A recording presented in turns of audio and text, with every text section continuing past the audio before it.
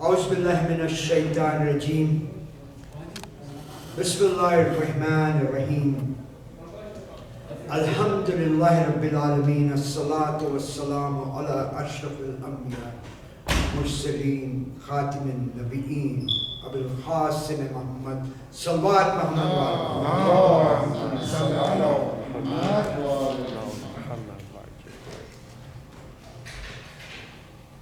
Brothers and sisters, you have noticed that I start briefly discussing the prior lectures because I have got a goal in that by aim. Inshallah, on the Shab-e Ashur lecture, I will be using all these, what we discuss, as a premise for my lecture of Shab-e Ashur. And that is why I have to kind of briefly, like we started in our first lecture with Surah Fatiha, we discussed Surah Fatiha. Then in the second lecture, we had classified some of the major themes of Quran. God, Allah subhanahu wa ta'ala, and man as individual discussed in the Quran. Then man as a society, and then prophethood and messages, that's a major theme of Quran. And then Satan and evil is a major theme of Quran.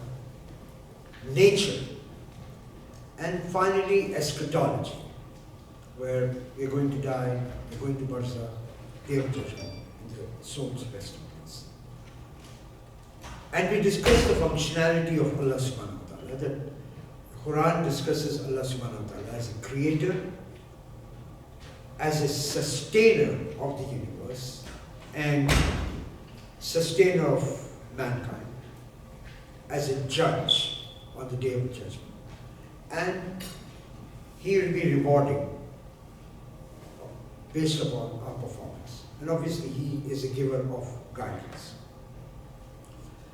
Then yesterday we discussed man as individual. What is the status of man as individual? Man is the Khalifa of Allah on this earth.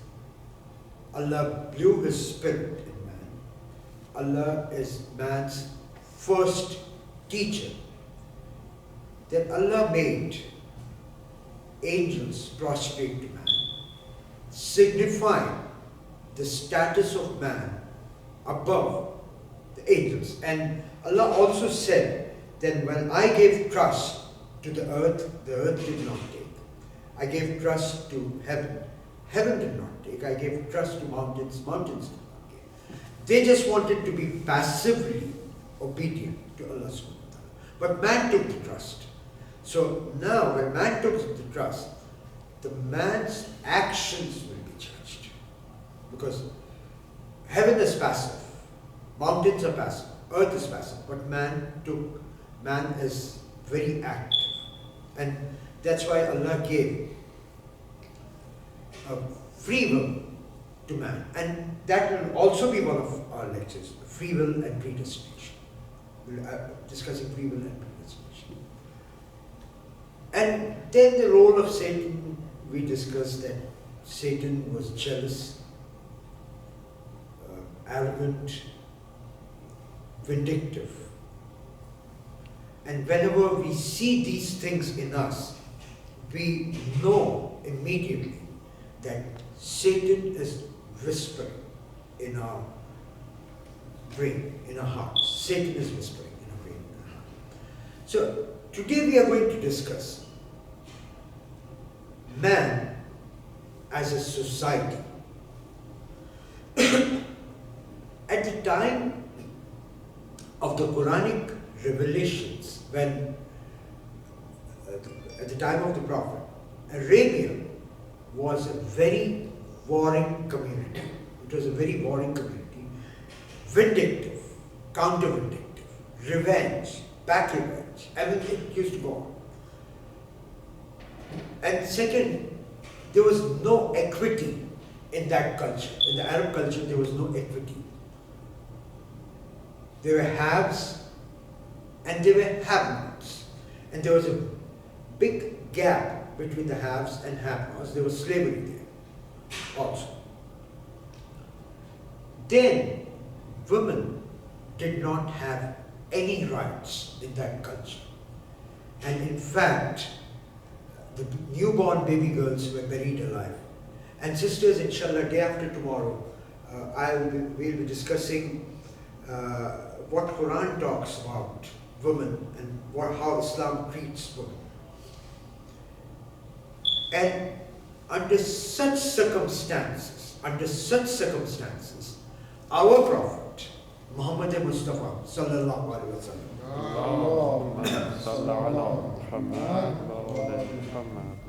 brought a revolution which changed the course of the world history. That was such a revolution, and in such a short period of time. 10 years he was in Makkah, and then 13 years he was in Medina, but he had consolidated at least 3 years before his death. So what the Prophet did was, he united all the warring Arab tribes under the banner of Islam and called them, "You are my Ummah." And Arabic, Ummah translates into community with a common goal. Community with a common goal. So that is the community, what the Prophet developed. The Prophet was just not our spiritual leader. He was just not there to guide us in our prayers. He was just not there to make us aware of Allah subhanahu wa ta'ala. The Prophet was a governor. The Prophet was an administrator. The Prophet was a judge. The Prophet was a warrior. The Prophet was an arbitrator. The Prophet was a tradesman. The Prophet was a businessman. And he took all these roles. He took all these roles to exemplify to us how to conduct our lives. And that is what is called the Sunnat-e-Rasul. The sayings of the Prophet were not recorded because there would have been a mix-up with the Quran. The Prophet never wanted his sayings to be recorded because they could have got mixed up with the Quran.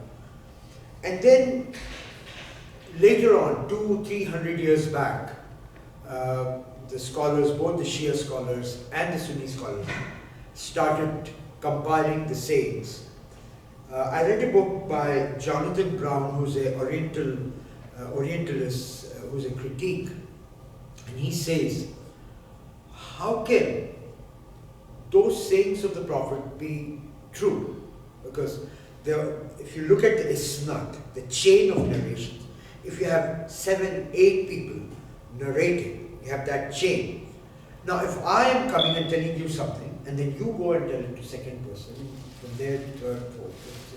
So by the time it goes to 6-7 person, it may not be the same what I am telling you. So there are a lot of hadiths,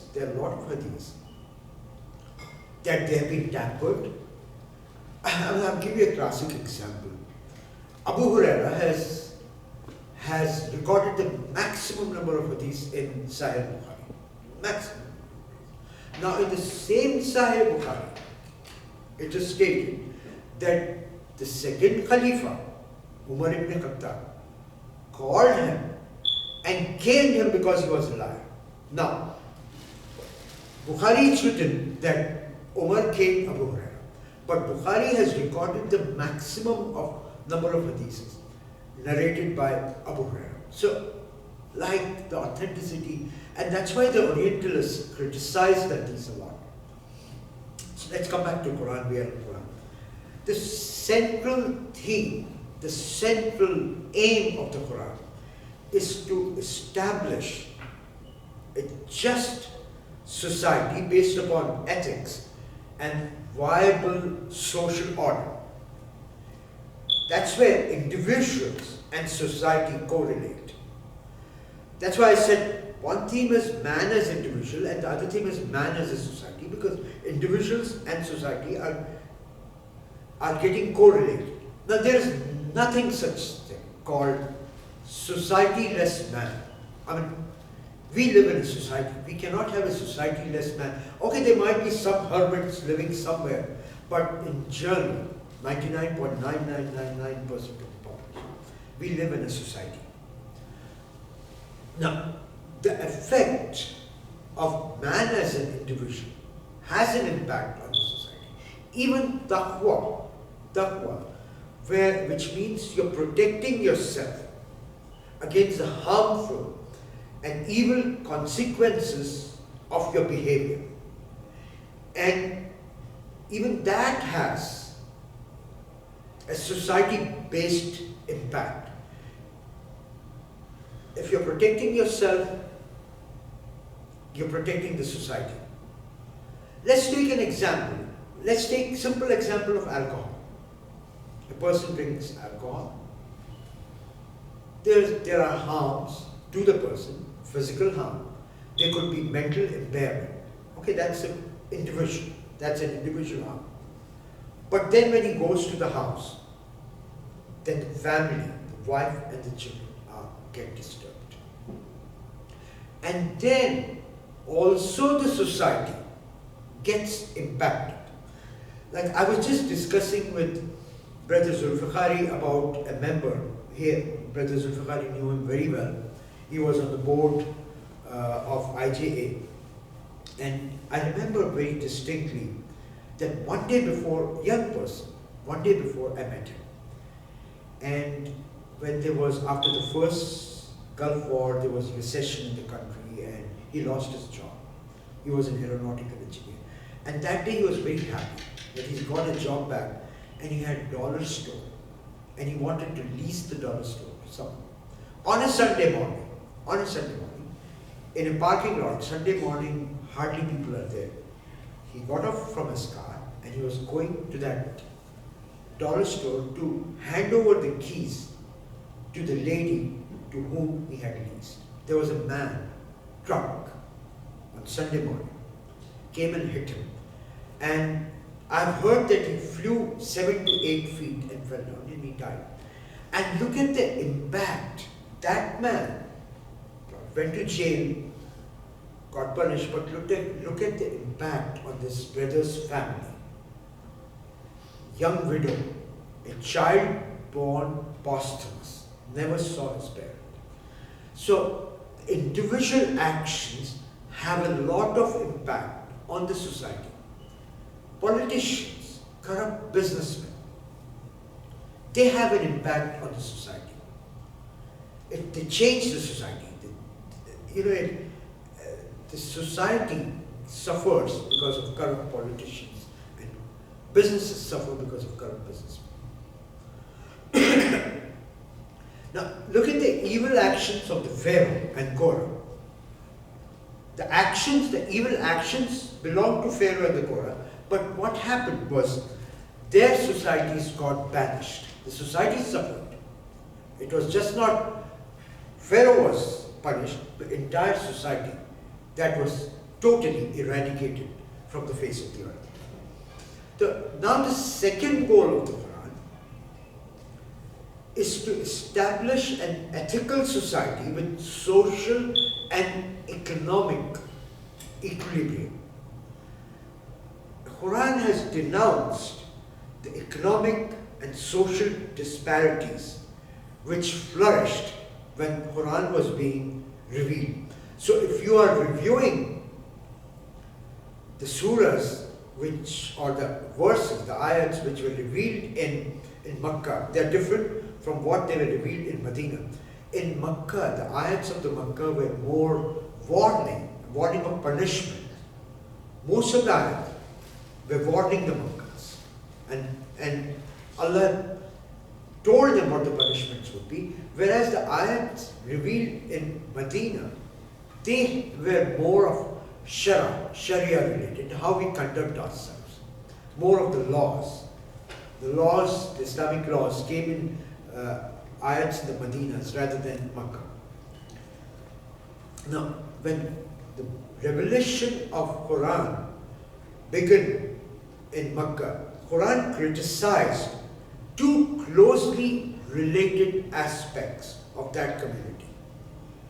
One, polytheism, which is multiple gods. What that did was it segmented the community. His God is better than my God, and they were all idol worshippers. So Quran said no, there's only one God, unity, creator. But they used to have wars between the gods, and Makkah was a business of gods. They used to get all their idols, they used to have those festivals, and the Quraysh profited from those festivals because they used to be trades. The Quran criticized that. Then the second thing Quran criticized in Makkah was the gross economic disparities, which again segmented the societies, haves and have-nots. And more than the polytheism, the economic inequality was most criticized by the Quran, because it is very difficult to give a remedy to such societies where there is economic disparities. It is very difficult. And that is the revolution the Prophet brought, that he did it so fast. He was so charismatic, and he did it so fast. Before his death, he had established his ummah. And that was a miracle. And that was the revolution of the Prophet. And when you have economic disparities, then you have tribal rivalries, which existed so much in the Arab countries. There's enmity, there's vengeance, there's abuses. There was abuses of girls, abuses of women, slavery, abuses of orphans. Even though Makkah was a very prosperous commercial town, but it exploited the weak and had very corrupt commercial practices. There was a very boastful, affluent community, and there was very sublimed, poor community. Now, under these circumstances, like I told you that the Makkan verses warned the Arabs, under these circumstances, Surah Taqatur, the 102nd surah, was revealed, which has 8 verses. The surah says, "Wine for increase distracts you, till you visit graves. Nay, soon you will know. Indeed, soon you will." Taqatur means wine for increase, and here it was wine for wealth. It was reflecting greediness, too much of wealth, and which distracts you. If you are so much after wealth, it is going to distract you from obeying the supreme law. The Prophet said, "O son of Adam, my wealth, that's what you utter. What is the wealth giving you? Meal and clothing. What else you want this wealth for? Why don't you distribute your wealth in charity?" That is also, spending in Islam is so important. Inshallah, I have one lecture on spending and charity and homes in Islam. Now, certainly Quran is not against acquiring wealth. In fact, it sets a high value on wealth, Quran calls wealth as bounty of Allah, fadl, khair. In the 10th verse of Surah Jummah, it is revealed that after you have performed your prayers, then go and disperse in the land and seek bounty of Allah. That means the Quran is saying that after Jummah prayers, go for your earnings of life. Even though Muslims have holidays on Jummah, but Quran is telling you can go and earn after the Jummah prayers, in the 10th verse of Jummah. But the verse immediately after that is the 11th verse. And it was revealed when the Prophet was giving a khutbah of Jummah, and a caravan of trade came from Syria. And there were only 12 Muslims who remained listening to the khutbah of Jummah. And that's when the 11th verse of Surah Jummah was revealed, which prohibited Muslims from leaving their religious responsibilities and giving preference to wealth. And in fact, if you are dedicating yourself to your prayers, Allah is the provider. So abuse of wealth and greediness is condemned in the 11th verse of Surah Jummah. Now again, we come back to, Surah Jummah was revealed in Medina. And let's come back to again a Meccan verse. Ma'un. Ma'un is act of kindness. And there is so much of stress on helping the needy, on helping the orphans, on helping the widows, on helping the destitutes, that the surah starts with woo onto your prayer. Woo. When Allah is not accepting your prayers, woo onto your prayers. It gives expression to the prominence which Islam gives to helping the needy and uplifting the society. That even when you're praying and you do not have those intentions, this surah says that you belie to your religion. You're lying to your religion. Because remember, in our second lecture we discussed that Quran is a book for those who give out of what Allah has given you. So look at the importance. Spending in charity have been mentioned about 155 times in Quran. And the social equality can be achieved when people who have to care for their relatives, for their friends, for their community. And this is an essence of Islam. And many times I've seen that Quran is coupling prayers with spending, prayers and spending. But here in Surah Ma'un, it even says, I don't want your prayers, because you do not even have the intention. You're belying your religion. That is how Quran insists upon giving others, helping needies, helping the destitutes.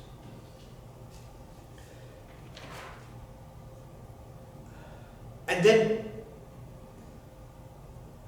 a very important aspect of man as community. 104th verse of Surah Imran. Allah commands you to enjoin the right and forbid the evil. And it is just for the community to prosper. And this has been repeated 3 or 4 times in the Quran. And for us as a Shia, is a part of our Furu'ideen. Amr bil Maruf and Nahan al Munkar. It's a part of our Furu'ideen. I mean, it is just not enjoining the good. Enjoining the good is not enough. Forbidding evil is more important than enjoining good. The Prophet said, if you see an evil being performed, use your hand. And if you cannot use your hand, use your mouth. And if you cannot use your mouth and your hand, use your heart. But he said, even though heart is the most precious part of the body, heart is where you get all your thoughts, you get all your spirituality. But here, heart is shown as a very weak element, because your action should be outward, not just inward. If I'm doing something wrong, Brother Saeed has to come and tell me, has to stop me. It is not that Brother Saeed just say, oh, Brother Mehdi, may Allah forgive him. No. He has to come, he has to stop. That is what the Quran says, and that is what the Prophet says. And Maulai Kainat, Amir al-Mu'mineen Ali ibn Abi Talib, in Bihar al-Anwar had said, if a person is not forbidding evil, he is like a person walking dead among the living people. It is so bad, because if you are not forbidding evil, then you're not making your attempt to stop corruption from this world. Today is the 3rd Muharram, and in Karbala, Umar ibn Saad ibn Abi Waqqas came with an army of 4,000 soldiers. Now, Umar ibn Saad was the son of Saad ibn Abi Waqqas. And there are 10 people, we don't believe in that. But according to the Sunni belief, that there were 10 people who were granted heavens by the Prophet. The 4 Khalifas, Talha and Zubair, Saad ibn Abi Waqqas, Abdul Rahman ibn Auf, and Saad ibn Zayd, and Abu Ubaidah. These are the 10 people. According to the Sunni belief, that they were granted heaven. The Prophet said that you are in heaven. So now here is the son of a person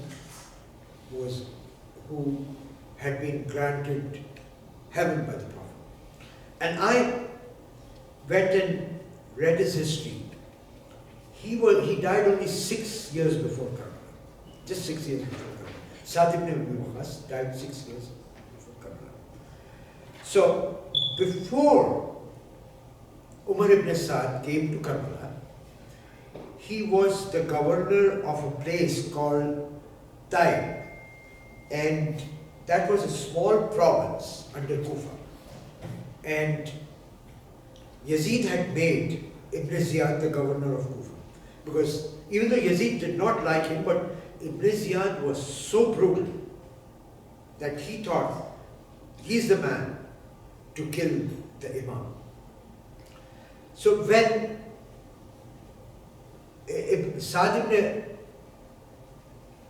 Umar ibn Saad was called by Ibn Ziyad. In fact, he was going on another expedition, but Ibn Ziyad called Ibn Saad, and he said, drop that expedition. Take the same force of 4,000 soldiers and go to Karbala and kill Hussein. Ibn Saad said, no, he cannot do that. He had some sympathies for the Imam. He said he cannot do that. And Ibn Ziyad forced him. He said, okay, give me 1 or 2 days to think. So Ibn Saad went to his family and his friends, advised him against it. He said, you will be burned in the hell. Don't do that to the grandson of the Prophet. Give up your governorship of Taif. So, but he was greedy. Ibn Saad was greedy. He went back to Ibn Ziyad, and Ibn Ziyad had told him that I cannot kill Hussein. But Ibn Ziyad said, okay, if you cannot do that, then give up the governorship. So he accepted, and then he came with a force of 4,000 soldiers to Karbala on 3rd of Muharram. He sent a person whose name was Azra ibn Qais to go and talk to the Imam, ask the Imam, why did he come over here? And Azra ibn Qais was one among those who had written a letter to the Imam and had invited him to Kufa. So Ibn Qais could not do that. He felt very ashamed that he invited the Imam and now he is going to kill the Imam. So Ibn Saad sent somebody else to the Imam, and Imam responded that I was invited by people from Kufa to come and lead, but I have seen that Muslim had been assassinated and I do not want to go to Kufa. So let me go. So that messenger came to Ibn Saad Ibn Sa'd wrote a letter to Ibn Ziyad. Ibn Ziyad said, no, do not let Hussein go. Tell him either to come here to my palace and pay allegiance to Yazid or face my army. So again, now this time, Ibn Sa'd went to the Imam. Imam and Ibn Sa'd had good, long conversations. And Imam said, look, I will not go to Medina. I will not go to Kufa. I will go to some other place. Let me go. Again, Ibn Sa'd sent another letter to Ibn Ziyad. And he advised him this way, there would be peace. And Ibn Ziyad had almost accepted that. And he said, let Hussein go. But there was a criminal sitting next to Ibn Ziyad. He was Shibr. He said, do not allow Hussein go. And that changed Ibn Ziyad's mind.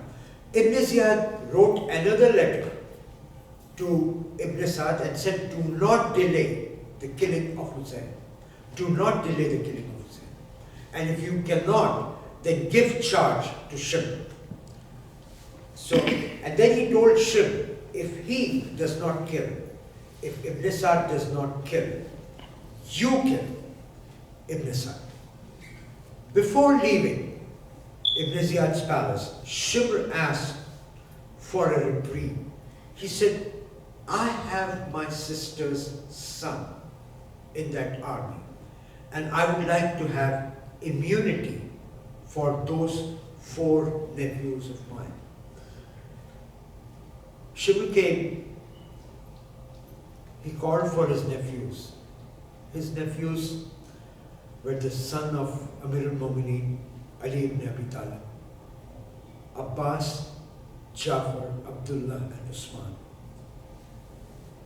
He talked to Abbas and he said, come over, you will be killed.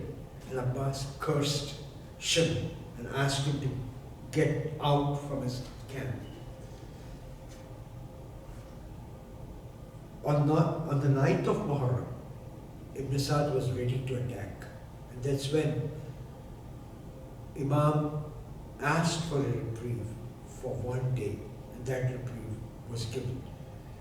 And his martyrdom was postponed to the 10th of Muharram. Assalamu alaikum wa rahmatullahi wa barakatuh.